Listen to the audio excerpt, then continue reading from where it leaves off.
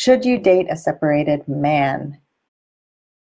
Most women feel that they should not date a separated man for a few reasons, and I'm going to name the top two.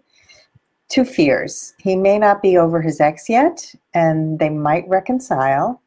And two, he may not be emotionally ready for a relationship yet. And I want to say that it is not that black and white. There are many reasons why a man could be separated, and I also don't believe in hard and fast rules. There's no like, this is right and this is wrong. Instead, I teach principles or guidelines to follow if you want to go on your first date. So the first principle about dating a separated man is this. Just because he's separated doesn't automatically make him the wrong person for you. So the principle is that you should learn more about his separation before judging him or anyone else, really. We want to get curious and not judgmental. We tend to make up stories in our heads about why somebody is separated and what that separation means. So don't automatically rule him out. Okay, and then we're going to go into how to talk to him about that in a minute. The second principle is that, I say this all the time, you have to know your must-haves, and you also have to know what kind of relationship are you looking for.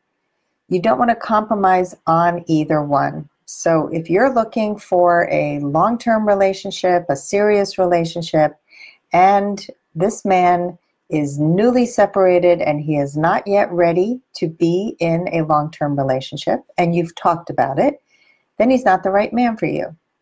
So the third principle is that every person has a story about their own emotional readiness. So find out what his story is.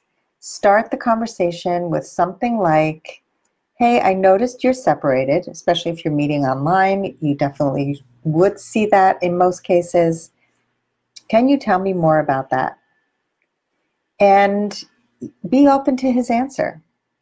He may say, listen, our marriage was really bad for a long time, and I actually moved out several years ago. I am completely ready for a relationship.